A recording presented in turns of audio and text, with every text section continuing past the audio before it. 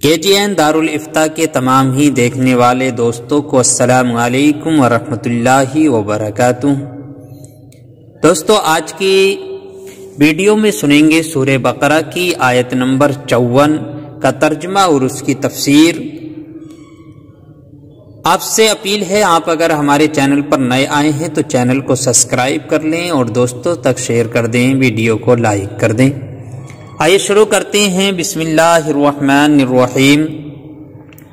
سورہ بقرہ کی آیت نمبر 54 میں اللہ تبارک و تعالی ارشاد فرماتا ہے، وَإِذْ قَالَ مُوسَىٰ لِقَوْمِهِ يَا قَوْمِ إِنَّكُمْ ظَلَمْتُمْ أَنفُسَكُمْ بِاتِّخَاذِكُمُ الْعِجْلَ فَتُوبُوا إِلَىٰ بَارِئِكُمْ فَاقْتُلُوا أَنفُسَكُمْ ذَلِكُمْ خَيْرٌ لَكُمْ عِندَ بَارِئِكُمْ فَتَابَ عَلَيْكُمْ إِنَّهُ هُوَ التَّوَّابُ الرَّحِيمُ۔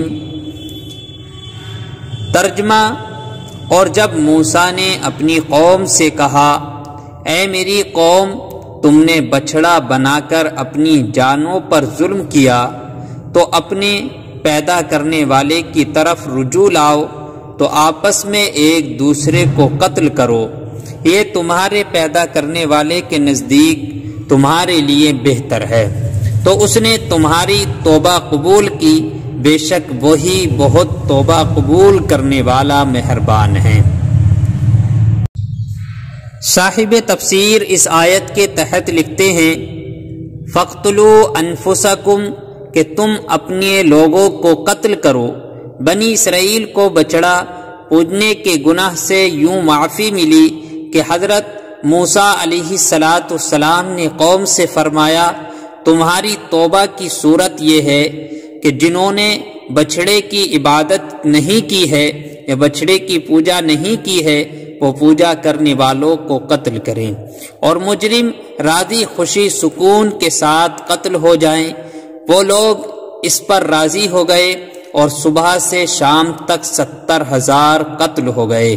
تب حضرت موسیٰ اور حضرت ہارون علیہ السلام نے گڑ گڑاتے ہوئے بارگاہ حق میں ان کی معافی کی التجا کی۔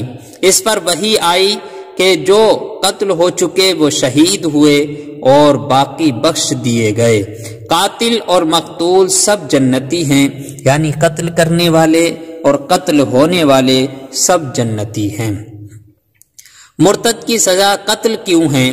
اس آیت سے معلوم ہوا کہ شرک کرنے سے مسلمان مرتد ہو جاتا ہے اور مرتد کی سزا قتل ہے، کیونکہ یہ اللہ تعالیٰ سے بغاوت کر رہا ہے، اور جو اللہ تعالیٰ کا باغی ہو اسے قتل کر دینا ہی حکمت اور مصلحت کے عین مطابق ہوتا ہے۔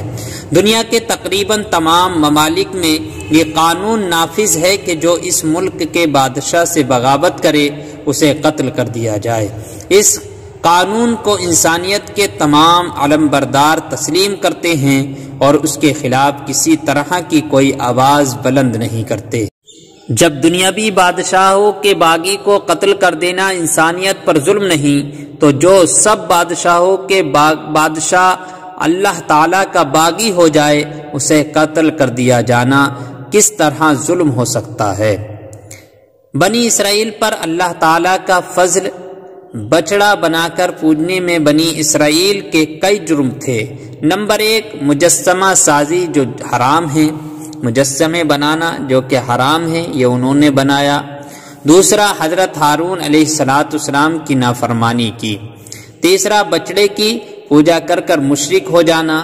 یہ ظلم آل فرعون کے مظالم سے بھی زیادہ شدید ہے، کیونکہ یہ افعال ان سے بعد ایمان سرزد ہوئے، اس وجہ سے وہ مستحق تو اس کے تھے کہ عذاب الہی انہیں مہلت نہ دے اور فی الفور ہلاک کر کر کفر پر ان کا خاتمہ کر دے، لیکن حضرت موسیٰ اور حضرت ہارون علیہ السلام کے طفیل انہیں توبہ کا موقع دیا گیا۔